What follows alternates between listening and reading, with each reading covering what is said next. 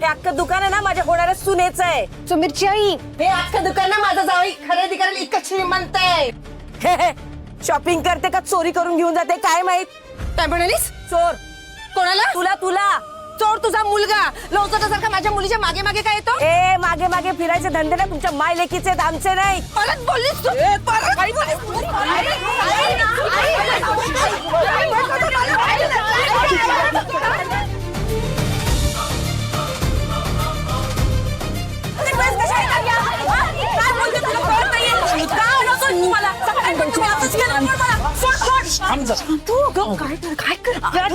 समीरची आई येते.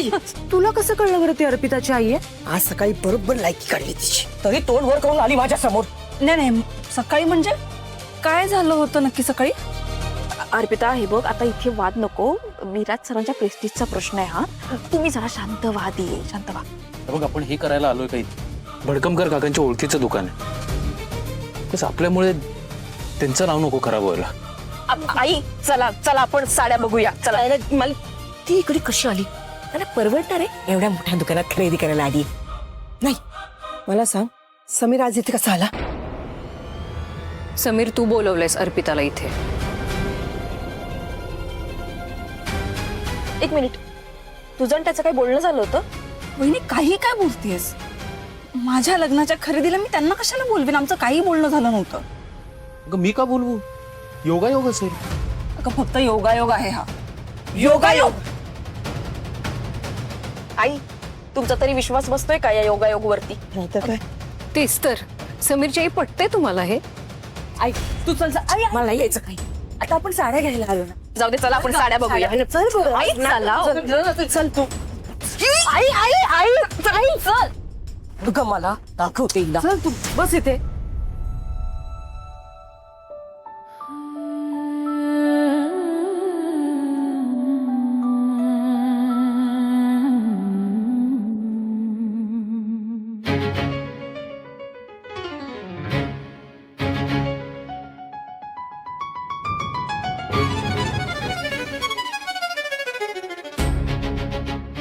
काय ग, ती स्वयंपाकिणीची आई काय म्हणाली? आपला समीर तिच्या लेकीच्या मागे लागलाय. आता बघच मी काय करते ते. अहो ऐका ना, या अशा साध्या कमी किमतीच्या साड्या आम्हाला दाखवूच नका. या सगळ्या साड्या आहेत ना, इकडे मिडल क्लास फिरतायत ना लोक, त्यांना दाखवा. आम्हाला की नाही 10,000च्या वरच्या साड्या दाखवा. ऐका, 10,000च्या वगैरे नाही हा. आम्हाला 20,000च्या पेक्षा जास्त किमतीच्या साड्या दाखवा. त्या टेबलवर ज्या साड्या दाखवतात ना, त्या या टेबलवर आणूच नका. फालतू चीप. आई काय चाललंय तुझं? काय? जरा भान ठेव ना, कुठे आहे आपण? तू त्यांना उद्देशून का बोलतेस? मी काय करते? आई आई ही स्पर्धा कशासाठी करतोय आपण? त्यांना त्यांची जागा दाखवून द्यायची. स्वयंपाकणीच्या आईला ना लायकी दाखवते तिची. फालतू कुठची. वहिनी अगं तू तरी समजाव ना तिला, दुकानातलं आपलंच नाव खराब होतंय. आई काही न बोलता आपण साड्या घेऊ शकतो ना. आणि अगं श्रीमंत माणसं असं वागत नाहीत.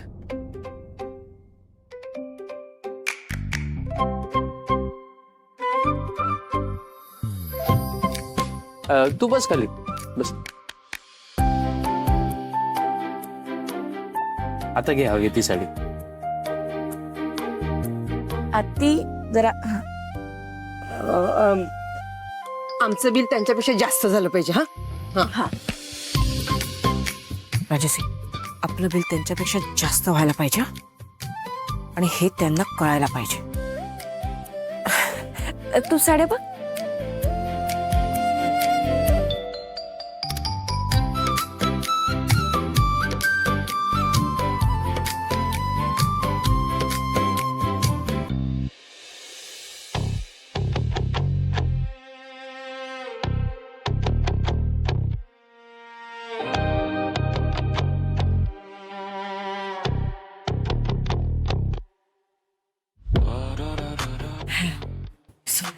किती मस्त आहे. या तुमच्याकडे असं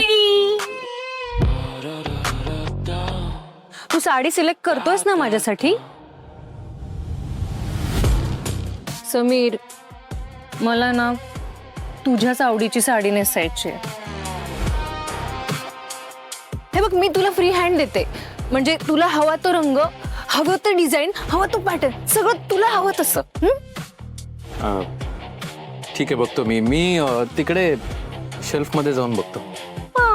ओके.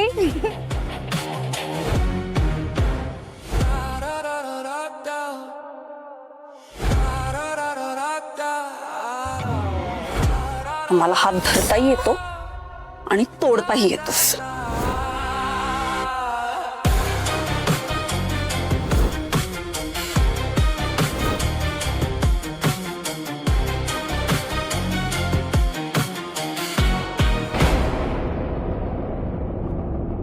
हे अर्पिता, बसून काय आहेस? अगं अगं दुकानात हजारो साड्या आहेत, तुझं लग्न आहे, जरा उत्साह दाखव.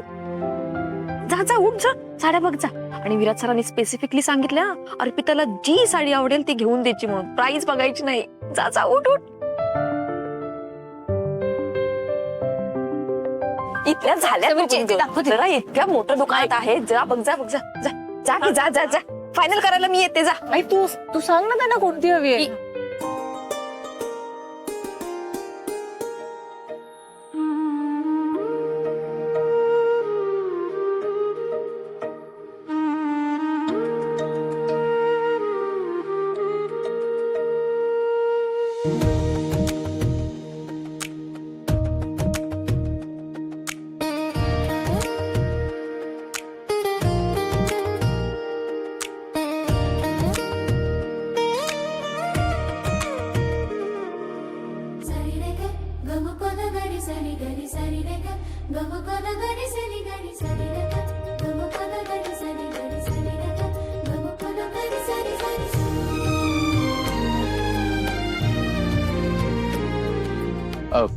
ती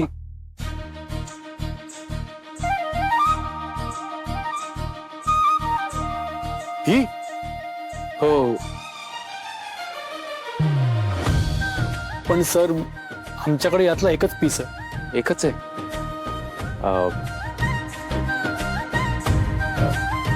तुम्ही ठेवा. नाही नाही समीर, प्लीज तुम्ही ठेवा. हो नाही, तुम्ही ठेवा ना. समीर तुम्ही नेहमी असं करता, प्लीज तुम्ही घ्या. त्यांना द्या ती साडी. बघा, तसंही तुमच्या लग्नामध्ये तुम्हाला एक मित्र म्हणून काही गिफ्ट देता येईल का नाही मला माहित नाही. खरं तर तुमच्या लग्नालाही येता येईल का नाही मला माहित नाही. पण निदान एक आवड तरी माझी गिफ्ट म्हणून ठेवा. आपल्या मैत्री खातर, आठवण म्हणून, म्हणजे शुभेच्छा म्हणून.